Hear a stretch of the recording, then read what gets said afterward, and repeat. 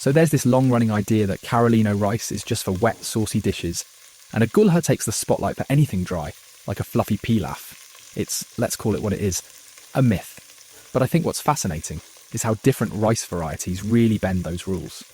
Oh, absolutely. When I first tried using Carolino rice for a dry pilaf, I thought this is going to be a disaster, like proper mushy mess territory.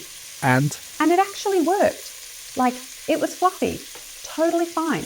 I kid you not, I was so ready to blame the rice, but it turns out the problem was, well, me. that doesn't surprise me. No offence, of course. But it's easy to fall into that trap of thinking certain rice types only fit certain moulds. I think people forget how adaptable Carolino rice is. It sits in that middle ground between, say, a long grain gulha and a short, sticky sushi rice. It's unique but versatile. Right, and it kind of changes how you think about cooking too. I mean, if you cook Carolino without heaps of liquid, Or without turning it into a risotto. exactly, then it breaks this whole stereotype. Like in that pilaf I tried, it actually held up perfectly. I think it's also about not being scared to experiment a little. You can't always stick to these so-called rules. Totally. And different varieties challenge all kinds of assumptions like that. It's so much more about understanding the rice itself, not just what tradition dictates.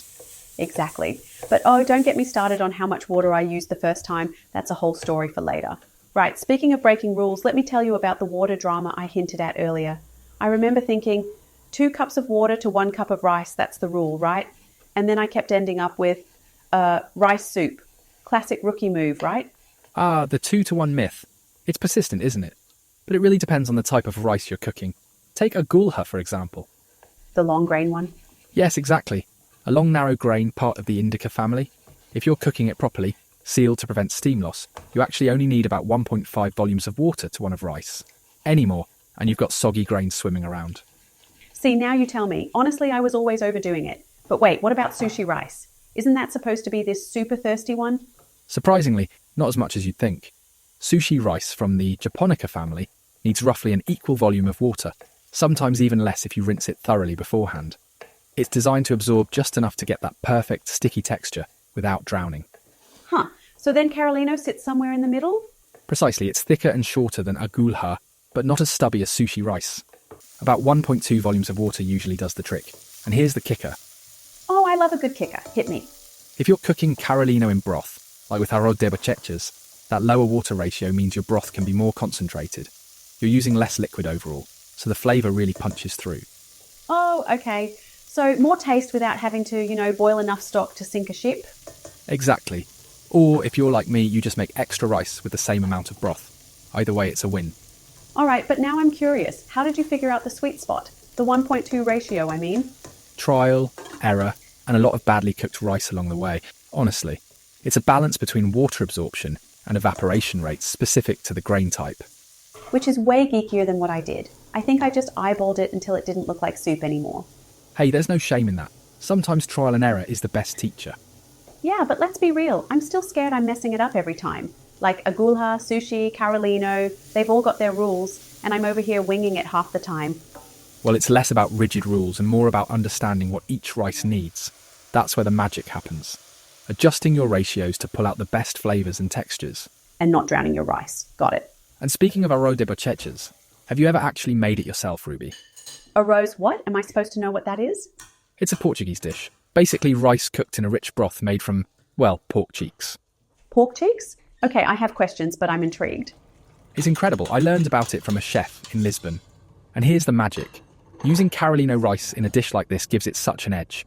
Because you need less liquid, the broth gets super concentrated. The flavours just, pop.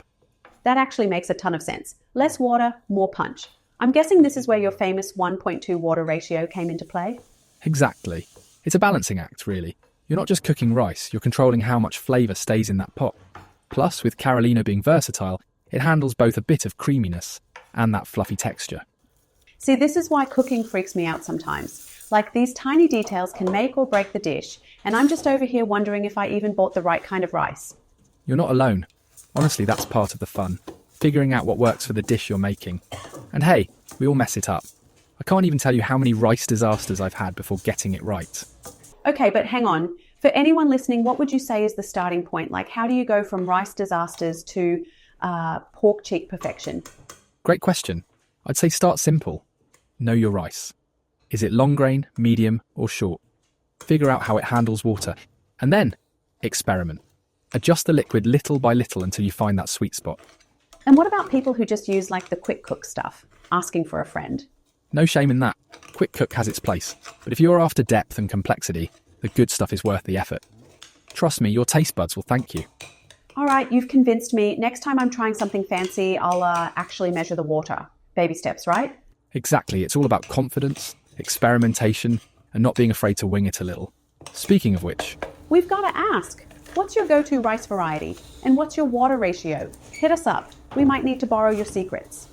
definitely, because if there's one thing we've learned, it's that no one approach works for everyone.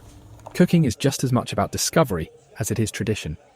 And on that note, I think we've officially debunked enough myths for one day. This has been so much fun, Eric. It really has. Thanks for joining us on this rice-filled journey, everyone. Until next time, take care and happy cooking. Okay.